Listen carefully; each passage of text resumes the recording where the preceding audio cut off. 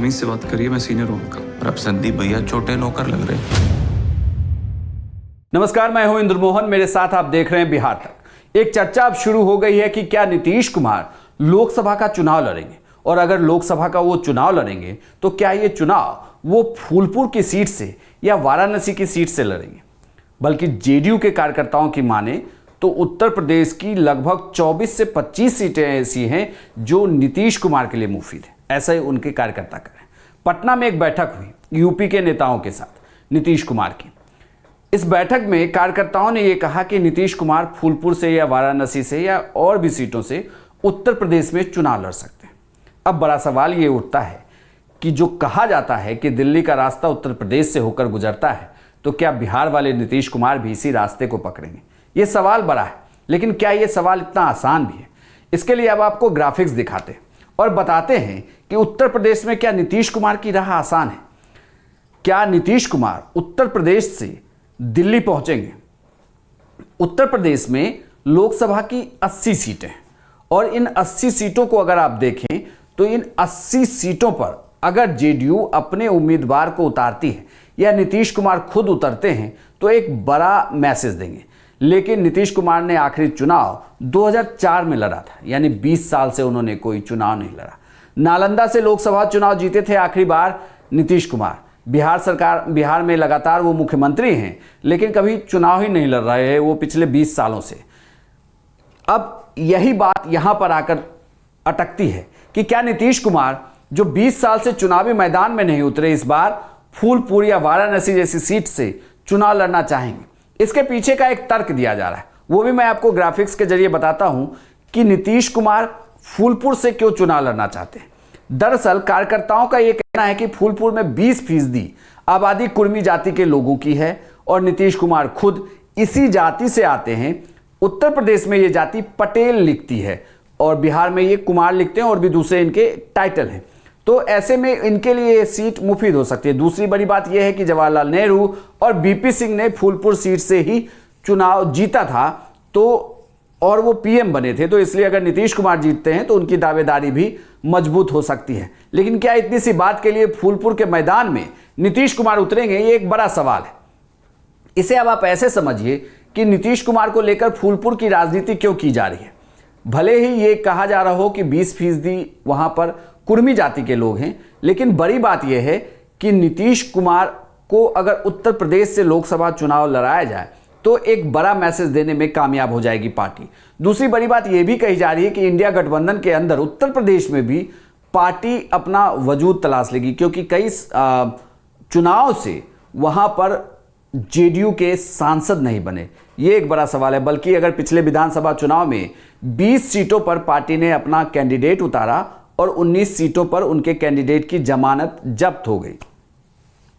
अब ऐसे में नीतीश कुमार की चुनौती बड़ी है कि उत्तर प्रदेश में वो योगी और मोदी का मुकाबला उनके लिए आसान नहीं होगा। अब मैं इसे आपको आसान भाषा में समझाता हूं एक एक करके कि ये चीजें उत्तर प्रदेश में कैसी है, चाहे वो नीतीश कुमार की चुनौती हो या नीतीश कुमार के लिए लोकसभा का रास्ता हो। नीतीश कुमार अगर फूलपुर से लोकसभा का चुनाव लड़ते हैं या उत्तर प्रदेश की किसी भी सीट से या बिहार की किसी भी सीट से अगर वो चुनाव लड़ते हैं तो एक सीट पर फंस सकते हैं, यानी कि उन्हें चुनाव प्रचार के लिए उस एक सीट पर फोकस करना होगा। ये एक बड़ी मुश्किल होगी नीतीश कुमार के लिए। राजनीतिक जानकारों की माने तो वो भी यही बात कहते हैं कि नीतीश कुमार इसीलिए शायद लोकसभा चुनाव में ना उतरे, और उतरे तो वो अपनी परंपरागत सीट से ही उतरें, यानी कि वो नालंदा से चुनाव लड़ें जहां पर उन्होंने काफ़ी काम किया है मुख्यमंत्री रहते हुए, और वहां से चूंकि वो सांसद रहें तो उनके लिए ज़्यादा आसान होगा ना कि वो दूसरे राज्य में जाकर चुनाव लड़ें। दूसरी बड़ी बात ये कि उत्तर प्रदेश में अगर जेडीयू चुनाव लड़ने के लिए जाती है तो उसे समाजवादी पार्टी और कांग्रेस के साथ सामंजस्य बनाना होगा।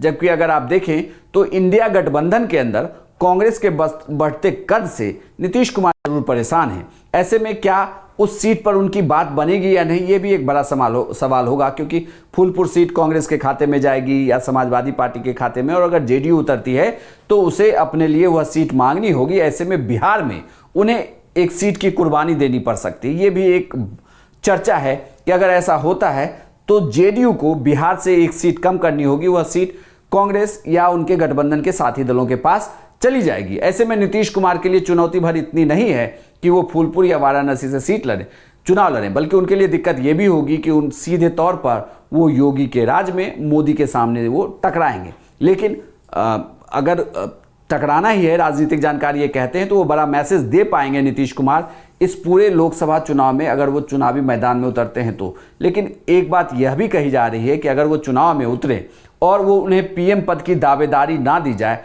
तो क्या नीतीश कुमार सिर्फ सांसद बनने के लिए चुनाव नहीं लड़ेंगे, बल्कि उनके लिए फिर आने वाले दिनों में बिहार का विधानसभा चुनाव भी होगा, जिसके लिए वो तैयारी कर रहे हैं। कार्यकर्ताओं ने मुलाकात जरूर की, नीतीश कुमार के सामने अपनी बात भी रख दी, लेकिन नीतीश कुमार ने अभी तक हामी नहीं भरी है कि क्या वो लोकसभा का चुनाव लड़ेंगे, और लड़ेंगे तो क्या फूलपुर या उत्तर प्रदेश की किसी दूसरी सीट से लड़ेंगे। हालांकि पार्टी के दूसरे नेता यह कहते हुए बसते हैं कि इस पर फैसला नीतीश कुमार ही करेंगे, कोई और कुछ बोल नहीं सकता।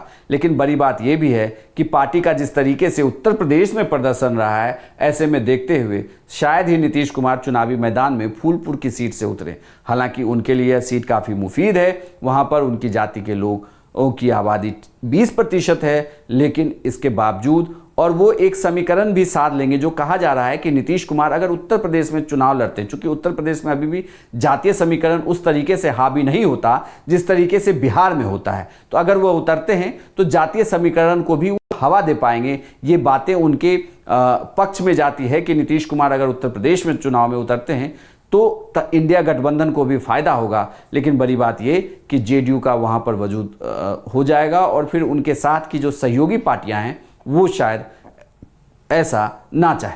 आपको यह पूरी जानकारी कैसी लगी हमें कमेंट बॉक्स में लिखकर जरूर बताइएगा, और बिहार तक पर बिहार की तमाम खबरों के लिए आप सिर्फ बिहार तक पर आइए और बिहार तक के वीडियो को लाइक करिए, शेयर करिए और हमारे पेज को सब्सक्राइब जरूर कर लीजिए।